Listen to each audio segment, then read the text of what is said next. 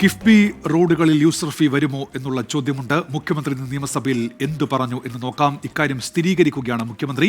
User ഫീ ഈടാക്കിയാൽ അതിൽ നിന്ന് ലഭിക്കുന്ന വരുമാനം കൊണ്ട് തന്നെ കിഫ്ബിയുടെ വായ്പകൾ തിരിച്ചടയ്ക്കാൻ സാധ്യതയുണ്ട് എന്നാണ് മുഖ്യമന്ത്രി നിയമസഭയിൽ വ്യക്തമാക്കുന്നത്. അതുവഴി സർക്കാരിൽ നിന്നുള്ള ഗ്രാന്റ് കാലക്രമേണ ഒഴിവാക്കാൻ കഴിയും എന്നാണ് മുഖ്യമന്ത്രി നിയമസഭയിൽ പറഞ്ഞത്.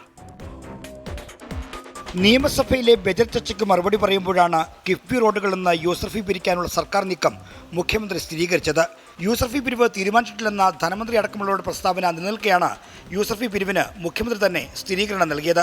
യൂസർ ഫീ ഈടാക്കുന്ന സാഹചര്യത്തിൽ ആ യൂസർ ഫീയിൽ നിന്നും ലഭിക്കുന്ന വരുമാനം കൊണ്ട് തന്നെ കിഫ്ബിയുടെ ലോണുകൾ തിരിച്ചടക്കുന്നതിനുള്ള സാധ്യത തെളിയും. അതുവഴി സർക്കാരിൽ നിന്നുള്ള ഗ്രാന്റ് കാലക്രമേണ ഘട്ടം ഘട്ടമായി ഒഴിവാക്കാനുമാവും. സർക്കാരിൽ നിന്ന് മോട്ടോർ വാഹന നികുതി വിഹിതവും പെട്രോൾ സെസ്സും കിഫ്ബിക്ക് നൽകുന്നുണ്ട് എന്നത് ശരിയാണ്. ഇത്തരത്തിൽ 20,000 കോടി രൂപ സർക്കാർ ഗ്രാന്റായി നൽകിയിട്ടുണ്ട്. എന്നാൽ അതിനു പുറത്ത് 13,100 കോടി രൂപ കിഫ്ബി വായ്പ എടുത്തിട്ടുണ്ട്. അത് കിഫ്ബിയുടെ ബാധ്യതയാണെന്നും മുഖ്യമന്ത്രി പറഞ്ഞു. കിഫ്ബി പദ്ധതികളെ എങ്ങനെ വരുമാനദായകമാക്കാം എന്നതിനെക്കുറിച്ചുള്ള ആലോചനകൾ സംസ്ഥാന സർക്കാർ തത്വത്തിൽ നടത്തിയത്. കിഫ്ബി പദ്ധതികൾ വരുമാനദായകമാക്കിയാൽ കേന്ദ്ര സർക്കാരിൻ്റെ വാദങ്ങളെ ഗണ്ണിക്കാൻ കഴിയും. കിഫ്ബി വായ്പകളെ സംസ്ഥാനത്തിൻ്റെ കടമെടുപ്പ് പരിധിയിൽ നിന്നും ഒഴിവാക്കാനും കഴിയും. കിഫ്ബിയുടെ ധനസമാഹരണം 2022 വരെ സംസ്ഥാനത്തിന്റെ വായ്പാ പരിധിയിൽ ഉൾപ്പെടുന്നതായിരുന്നില്ല.